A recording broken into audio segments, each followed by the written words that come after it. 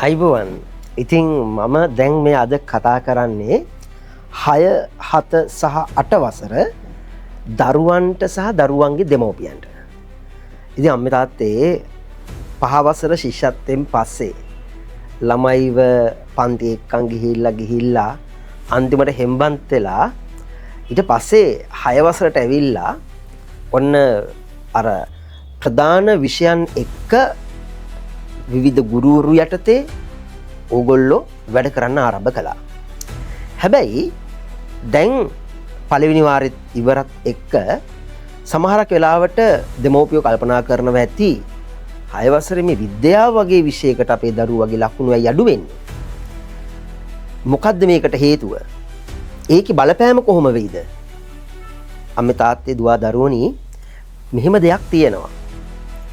ඒ තමයි අපි 6 වසර 7 වසර සහ 8 වසර විෂය නිර්දේශවල අපි කතා කරන්නේ සාමාන්‍ය පෙළ වෙන්න පුළුවන්, උසස් පෙළ වෙන්න පුළුවන්.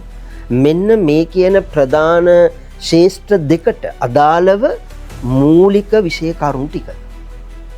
ඒතර ගොඩක් අයගෙන් අපි අහුවොත් එහෙම අයියෝ 6 7 8 දී පන්ති යවන්න ඕනේ නැහැ කියලා කියනවා. ඊට පස්සේ 10 11 දී O level තියෙන්නේ 10 11 දිනේ. අපි එතකොට මහන්සි වෙමු කියලා කියනවා. අම්මා තාත්තා චුට්ටක් හිතන්නකො මෙහෙම.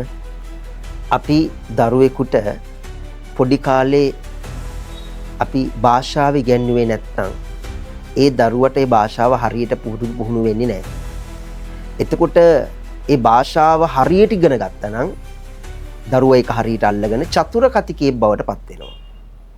එතකොට දැන් මේ 6 දී 7 දී 8 දී කරන්නේ මොකද්ද? විද්‍යාව කියන්නේ භාෂාවක් නම් ඒ කරන්නේ මූලික විෂය කාරණා ටික අපි කියන ෆවුන්ඩේෂන් ලෙවල් එක අපි හදන එක.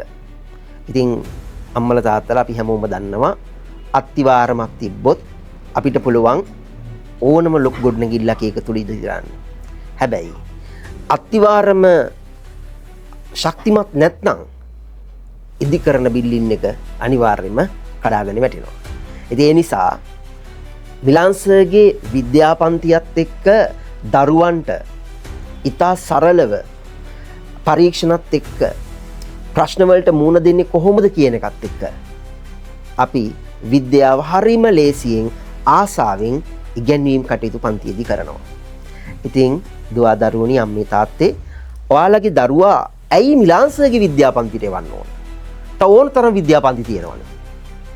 එකම එක හේතුවක් තියෙනවා. මූලිකම දේ තමයි මිලාන්සගේ විද්‍යාපන්තියේ අපි හැම වෙලාවෙම කතා කරන්නේ දරුවන් ඉන්න ස්ථානය පදනම් කරගෙන කටපාඩම් වලට නොයා. අම්මා තාත්තා දන්නවා අපේ දරුවෝ විභාගෙට ඉස්සෙල්ලා දවසේනේ අච්චුපත අරගෙන ඉවරලා දඩබඩ ගාලා පාඩම් කරලා විභාගෙට ගිහිල්ලා ලියන්නේ. හැබැයි එහෙම නැතුව අපි අර දෙන ඩේලි විභාගات එක්ක විෂය කරුණුත් එක්ක අපිට පුළුවන් දරුවව හරි තැනට එක්කයි යන්න. ඒ හරහා තමයි ළමයාගේ ප්‍රතිඵලය ගොඩනගන්න ඕන. අපේ දරුවන්ගේ ලකුණු මට්ටම ගත්තොත් එහෙම හැම පාසලකම ලකුණු 95න් ඉහළ ඉන්න ළමයි වැඩිම ලකුණු ලාභීන් සියලු දෙනාම අපේ පන්තිවල වෙන්නේ හේතුව එකයි තියෙන්නේ. නිවැරදි නිශ්චිත වැඩපිළිවෙලක් එක්ක අපේ පන්තිය හරියට වැඩසටහන කරයි යන නිසා. ඉතින් තවත් ප්‍රමාද වෙන්නේ නැතුව 6 7 8 දරුවන්ට කරන ආරාධනාව තමයි හැමෝම අපේ පන්තිත් එක්ක සම්බන්ධ වෙලා ඉදිරි වැඩ ටික කරගෙන යන්න කියලා. බොහොම ස්තුතියි.